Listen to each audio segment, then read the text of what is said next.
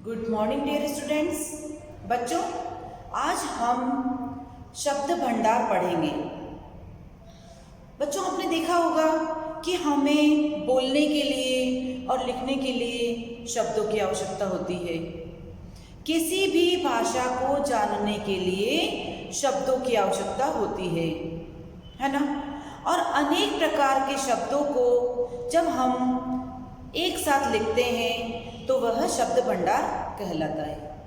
जैसे देखिए बच्चों, यदि आपको कोई वाक्य लिखना है तो उस वाक्य में आप संज्ञा सर्वनाम शब्दों का भी प्रयोग करते हैं, क्रिया विशेषण शब्दों का भी प्रयोग करते हैं, है ना। अब विपरीतार्थक शब्दों का भी प्रयोग करते हैं, पर्यायवाची शब्दों का भी प्रयोग करते हैं, अनेकार्थी शब्दों का भी प्रयोग करते हैं, एकार्थक शब्दों का भी प्रयोग करते हैं, अनेक शब्दों के लिए एक शब्द का भी प्रयोग करते हैं, मुहावरों का भी प्रयोग करते हैं। तो बच्चों, आज हम इन्हीं शब्द भंडार में आने वाले 3 मुख्य जो शब्द हैं उन शब्दों के बारे में जानकारी प्राप्त करेंगे। ये 3 प्रकार के शब्द ही आपके पाठ्यक्रम में हैं। वे हैं विलोम शब्द, पर्यायवाची शब्द और अनेक शब्दों के लिए एक शब्द।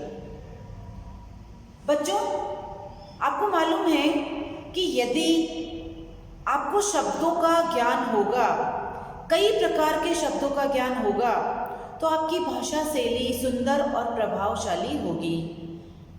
जब आप चाहते हैं कि कोई भी भाषा में आप निपुण हो, ज्ञाता हो उसके, तो उसके लिए आपको क्या करना होगा? नए नए शब्दों का प्रयोग अपनी भाषा शैली में करना होगा। तो बच्चों, शब्दों और भाषा का हम प्रयोग लिखित तथा मौखिक रूप में दोनों ही प्रकार से करते हैं। अपने दैनिक जीवन में इन दोनों प्रकार, लिखित और मौखिक दोनों रूपों का प्रयोग निरंतर किया जाता है।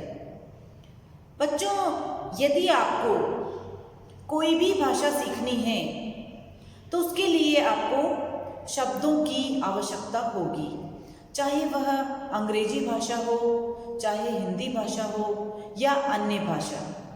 तो सबसे पहले आपको उनके नए नए शब्दों की जानकारी होना आवश्यक है। तो हम भी नए नए शब्दों की जानकारी विलोम शब्दों के द्वारा, पर्यायवाची शब्दों के द्वारा और अनेक शब्दों के लिए एक शब्द के द्वारा करते हैं। सबसे पहले हम पर्यायवाची शब्दों पर प्रकाश डालेंगे। बच्चों देखिए, पर्यायवाची का दूसरा नाम समानार्थी शब्द भी है। समान अर्थ बताने वाले शब्द वे पर्यायवाची भी कहलाते हैं और समानार्थी भी कहलाते हैं।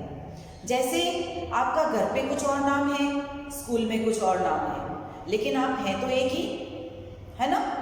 घर के लोग आपको घर के नाम से पुकारते हैं, बाहर स्कूल के लोग या बाहर के लोग जो आपको जिस नाम से जानते हैं वो उस नाम से पुकारते हैं, लेकिन आप इंसान एक ही हो। इसी प्रकार पर्यायवाची शब्द हम पर्यायवाची कहें चाहे समानार्थी कहें, वे पर्यायवाची ही कहलाएंगे या समानार्थी ही कहलाएंगे। तो देखिए बच्चों, पर्यायवाची का अन्य नाम है समानार्थी शब्द। समानार्थी शब्द, इसकी परिभाषा है जैसा कि हमें शब्द से ही ज्ञात होता है। समान अर्थ बताने वाले शब्दों को पर्यायवाची या समानार्थी शब्द कहते हैं।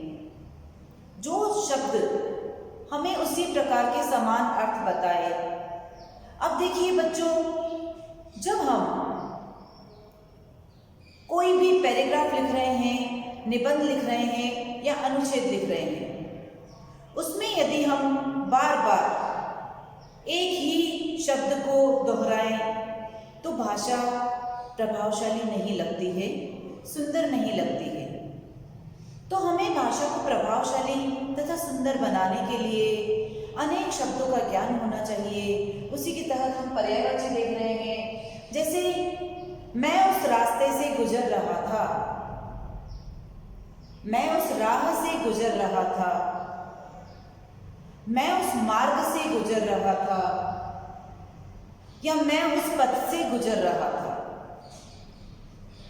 सभी का अर्थ रास्ता ही है। और देखिए बच्चों, जैसे बारिश को हम वर्षा के नाम से भी जानते हैं, बरसात के नाम से भी जानते हैं। आकाश को हम आसमान के नाम से जानते हैं, गगन के नाम से भी जानते हैं। तो देखिए, इन शब्दों में क्या है? समानता है। चाहे हम बारिश बोलें, चाहे वर्षा, चाहे बरसात, चाहे हम राह बोलें, रास्ता बोलें, पथ बोलें या मार्ग, एक ही बात है। तो इस प्रकार हम समान अर्थों का अपनी भाषा शैली को सुंदर और प्रभावशाली बनाने के लिए प्रयोग में लेते हैं। दूसरा हम समझेंगे बच्चों विलोम शब्द। विलोम का अर्थ है उल्टा अर्थ बताने वाले शब्द। विलोम का अर्थ है उल्टा अर्थ बताने वाले शब्द। इसका दूसरा नाम है विपरीतार्थक शब्द। दूसरा नाम क्या है बच्चों? विपरीतार्थक, विपरीत अर्थ बताने वाले शब्द। तो यहाँ देखिए, विलोम यानी उल्टा। मैं दिन बोलूंगी, आप रात बोलेंगे। जैसे आप मम्मी की बात नहीं मानते हैं, मम्मी कहती पढ़ाई करो, आप कहते हैं पढ़ाई नहीं करेंगे, है ना? तो ऐसे ही उल्टा जाना, विपरीत जाना, विपरीत शब्द, किसी भी शब्द का उल्टा अर्थ बताना विपरीतार्थक कहलाता है। विलोम शब्द को हम विपरीतार्थक नाम से भी जानते हैं। अब देखिए इसकी परिभाषा, एक दूसरे का उल्टा या विपरीत अर्थ बताने वाले शब्दों को विलोम शब्द कहते हैं। जैसे रात, रात का उल्टा क्या है? दिन। हार, हार यानी हार जाना, हार का उल्टा क्या है? जीत, जीत जाना, है ना? तो विपरीत अर्थ बताने वाले, उल्टे अर्थ बताने वाले शब्द विपरीतार्थक या विलोम शब्द कहलाते हैं। अब तीसरा शब्द भंडार का एक प्रकार का शब्द और है, वो है अनेक शब्दों के लिए एक शब्द। यहाँ हम देखेंगे बच्चों, अनेक शब्दों के लिए एक शब्द। कई बार हमें अपनी भाषा को संक्षिप्त रूप देना होता है, छोटा रूप देना होता है, पूरे एक वाक्य को हमें एक शब्द में लिखना होता है। तो वहाँ पर हम अनेक शब्दों के लिए एक शब्द का प्रयोग करते हैं। जैसे मैंने कहा, मांस खाने वाले को क्या कहते हैं? एक शब्द में उत्तर दीजिए। तो आप क्या कहेंगे? मांसाहारी, मांस आहार करने वाला, मांस का आहार करने वाला। शाकाहारी, शाक सब्जी का आहार करने वाला, है ना? तो जो साग सब्जी खाता है उसे हम क्या कहेंगे? शाकाहारी। ठीक है। इसी प्रकार देखिए बच्चों, अनेक शब्दों के लिए एक शब्द का प्रयोग हम क्यों करते हैं? अनेक शब्दों के लिए एक शब्द का प्रयोग भाषा को संक्षिप्त और प्रभावशाली बनाता है। कई बार हम बहुत बड़े बड़े वाक्य पढ़ने से कतराते हैं, लिखने से कतराते हैं, या कई स्थानों पर हमें एक शब्द का प्रयोग करना है और हमें बहुत बड़ी बात लिखनी होती है, पूरा वाक्य लिखना होता है। तो हम अनेक शब्द नहीं लिखकर उसकी जगह एक शब्द लिखते हैं, तो उससे क्या होता है? भाषा प्रभावशाली और संक्षिप्त बनती है। भाषा प्रभावशाली बनती है और संक्षिप्त यानी भाषा का छोटा रूप हो जाता है। एक पूरा वाक्य एक शब्द में परिवर्तित हो जाता है। या एक शब्द को जब हमें विस्तार से लिखना है तो हम अनेक शब्दों का प्रयोग भी कर सकते हैं। तो बच्चों, परीक्षा में आपको इस प्रकार भी दिया जा सकता है कि एक शब्द जो दिया गया है उसे आप विस्तार से लिखिए, अनेक शब्दों में लिखिए। तो आप उसके लिए अनेक शब्द लिखेंगे। जैसे आपको कहा जाए कि शाकाहारी किसे कहते हैं, तो आप क्या कहेंगे? शाक सब्जी खाने वाले को शाकाहारी कहते हैं। तो ये हो गया ना अनेक शब्द, है ना? अब देखिए बच्चों, कम शब्दों में बात करना भी एक कला है।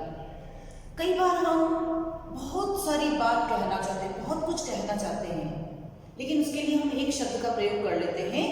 तो यह भी एक कला है, ऐसा हर कोई नहीं कर सकता है। और जब आपको इसका ज्ञान नहीं होगा तो आप भी ऐसा नहीं कर पाएंगे। इस कला को सीखने के लिए आपको अनेक शब्दों के लिए एक शब्द और एक शब्द के लिए अनेक शब्दों का प्रयोग करना सीखना होगा। अब देखिए, एक शब्द अपने अंदर कई शब्दों के अर्थ समेट कर रखता है। जो एक शब्द होता है ना बच्चों, वह अपने अंदर बहुत सारे अर्थ समेट कर रखता है।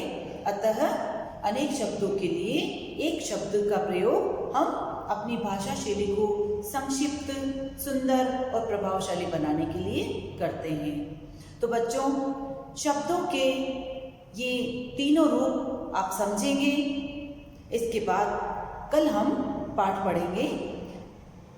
आप पाठ को ध्यानपूर्वक पढ़ने का और समझने का प्रयास करेंगे।